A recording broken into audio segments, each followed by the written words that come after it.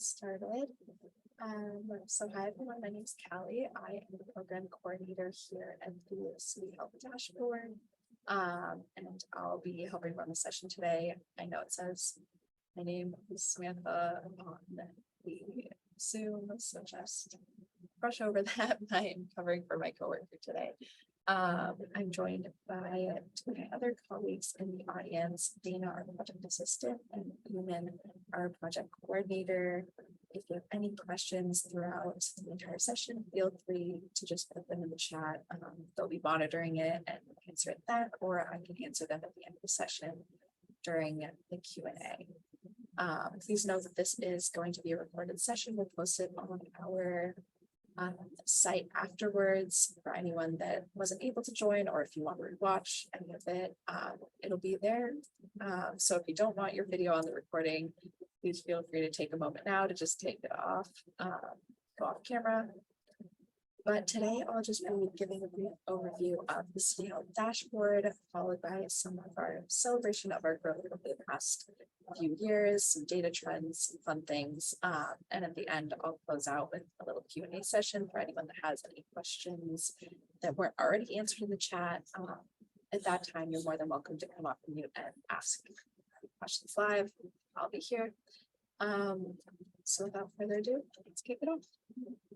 So here at the City Health Dashboard, our goal is to help cities across the US to leverage the power of data and improve the health and well-being of everyone in their community.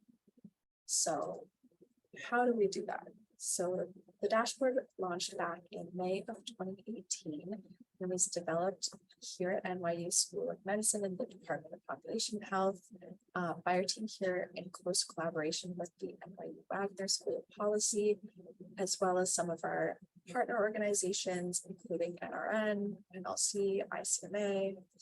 We've also worked very closely with cities throughout our time, including our 4 pilot cities who helped us really get off the ground. And we work with them a lot to just make sure that the dashboard remains an easy to use one-stop resource to help create healthier and more equitable communities. So that means today we've now provided over 40 measures of health and its drivers for over 900 cities nationwide. So our goal is to be an easy to use one-stop resource for every user. So that includes health professionals, city leaders, and everyday community members. And we do that by developing and testing our site metrics with a diverse group of community and city leaders. We continually improve upon and upgrade our site. We carefully check our metrics and select based on very stringent criteria and use initial implementation and user testing to ensure our site is good for the wide audience of users that we have.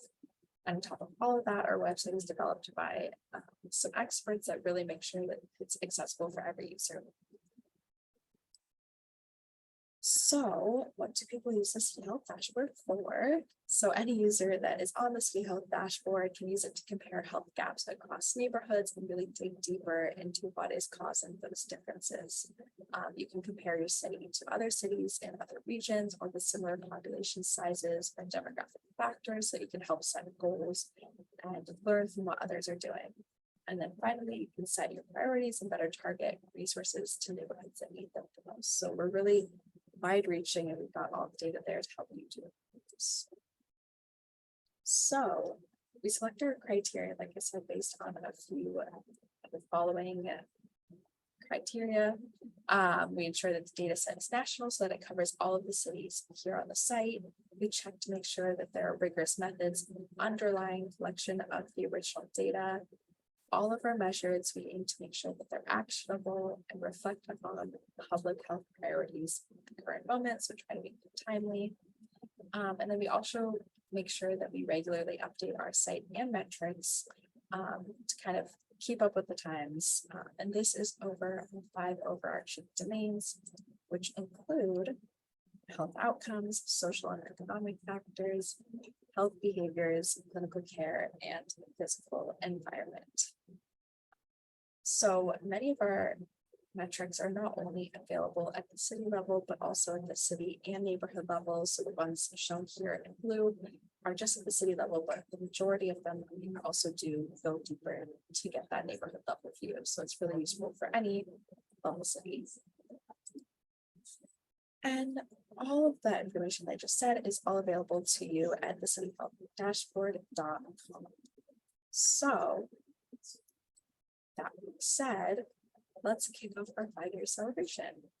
So after all of that, so we started back in 2018, like I said, it's been 5 years of the dashboard, which is crazy to think about.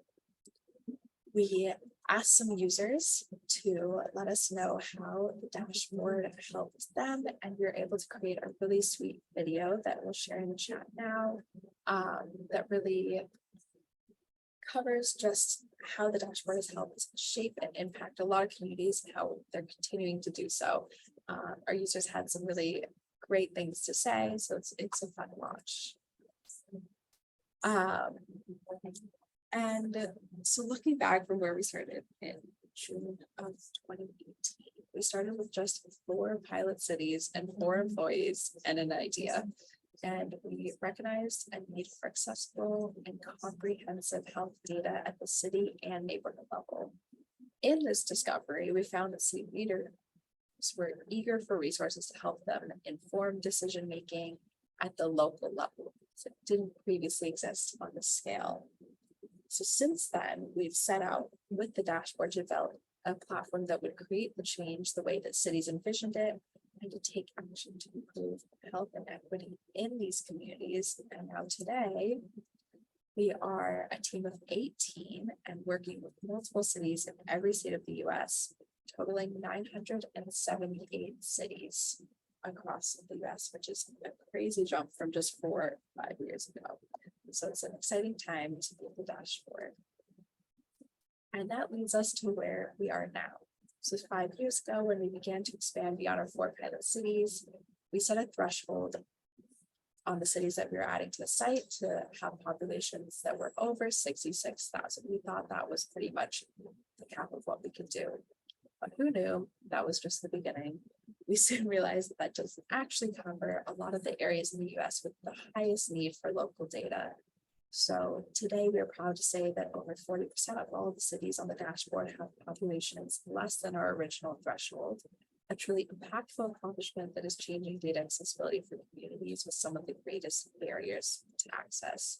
Our annual Put Us on the Map challenge creates an opportunity for these small and mid-sized cities to gain access to this data on the dashboard. This year alone, in our Put Us on the Map, we've accepted 67 new cities to join the dashboard, and we're welcoming them onto the site in the summer. So it's pretty exciting. We started in 2018 when we launched with 35 metrics of health and its drivers. And today we have built out our measures to be over 42, including very timely and collaborative metrics that adjust to the social and yearly needs. So for instance, back in 2020, at the start of COVID, we rolled out our COVID local risk index, which was a way for cities to measure what areas are most likely to be impacted based on a variety of features. And that was developed by our data team here at the dashboard and really built out and became a super useful tool for all the cities on our site. Just last year, with the rising gun violence, we debuted our firearm homicide and suicide metrics, which was in partnership with the nonprofit Every Town for Gun Safety. And that has been a huge success on the site to be able to give these data points to cities that need them most. So our impact has continued to grow along with the site. We now offer a curated list of take action resources, which provide community and city leaders with a quick route to accessing programs and policies, as well as funding opportunities for issues that they have found impact their cities the most. This is huge as they can use the data on our site to then use these resources to be able to really find how they can take that data to action. So these resources can be sorted by metrics, by audience, by evidence ratings, so you can really find anything that you're looking for. Additionally, we've created an impact story database to share stories from users who have used our data to create actionable change in their community. So this is a great way to find examples of how people have previously used our data and how we're shaping pretty much the world of health around us. The number of stories is continuing to grow right alongside as we grow the number of cities involved. The 5-year anniversary video is one way to see the impact, and these stories are a great way to also see those. So over the years, we have also then tuned in to what our users are saying about what they're hoping for in the site and continue to build out more features. An example of this is our metric comparison map. So this feature was added a few years ago, and this feature allows you to compare two metrics within a city to find geographic patterns and similarities that might exist. So for instance, here we're looking at New York, and one of the metrics, frequent mental distress, is shown by the blue colors of the background, and then the dots are binge drinking, which also have color gradient. You can see a comparison right up front to look for any geographic patterns. And then we've also continued to build it out to include city comparisons, which city comparisons allow you to kind of compare with other cities that might be of interest to your particular cities for particular metrics. We allow you to sort based on any city you want, or we also have created a city finder to suggest city comparisons based on geographic, population, and demographic similarities. To help users get acquainted with all of these features and offerings, we have also started a new video series this year called the Dashboard Roadmap. This series includes bite-sized video tutorials for some of our best features. We have been doing a new episode monthly, and the best way to find out about those episodes is through our newsletters. So make sure you're subscribed if you aren't already. And to check out this series now, I think we'll share the linked in the chat right now to the playlist of the episodes that are currently out, and there's a new one to come in this month of July.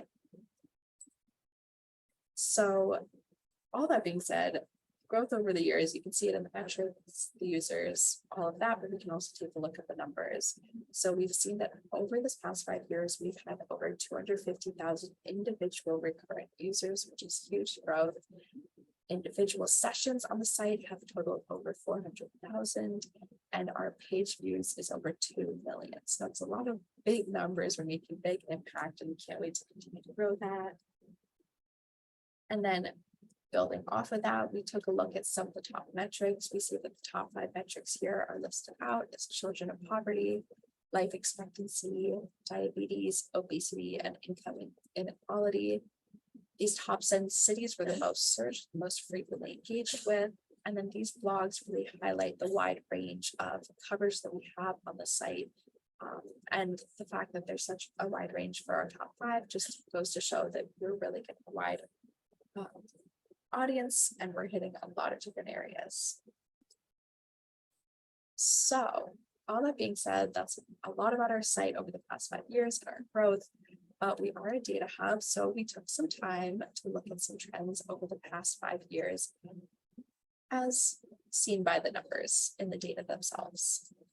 So we found that since launching in 2018, we've been able to compile a lot of different years of data for a lot of our metrics. So our red burden metric goes all the way back to 2013. We found that when comparing across all the dashboard cities, there was an overall decrease in rent burden, 3% decrease from 2013, which is when our data begins, to our most recent year of data in 2020. And it's interesting when you break it out by region, where we've all seen decreases across, but some regions had steeper versus less steep. And it's a nice way to really look at the data and see what's been happening over these past 5 years that we've been around. We also took a look at broadband.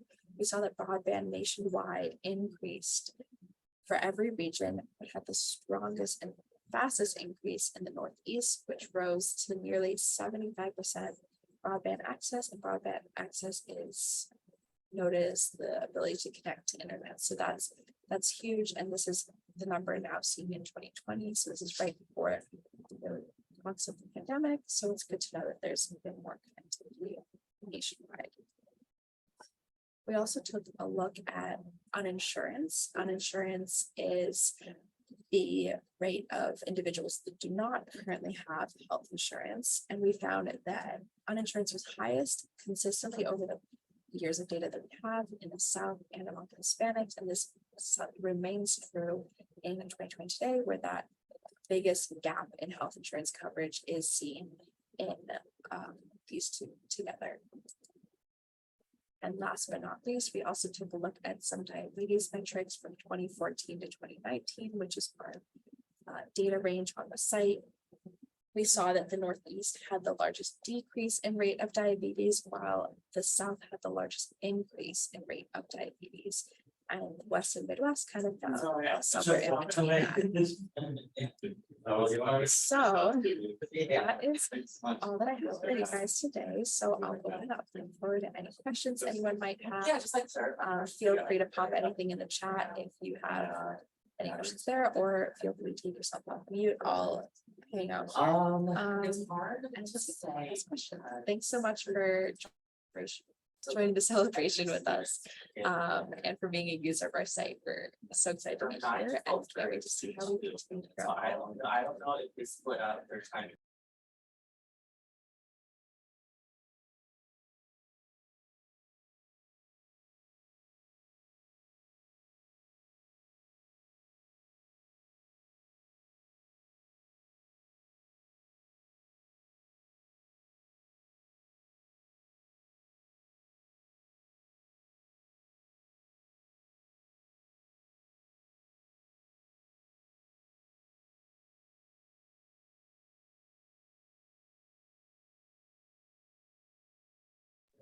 Thank you guys for joining. Thanks for celebrating.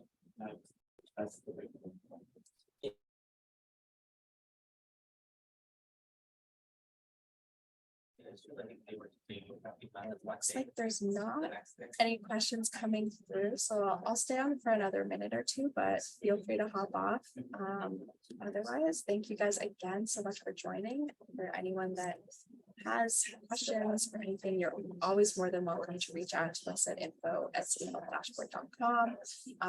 We're here, it's live email, so one of us will be the one to really interact with you and get your answers to the questions. Otherwise, we're very active on Twitter, on LinkedIn, and of course, you can always find us at our site, cityhealthdashboard.com. All right, thank you guys.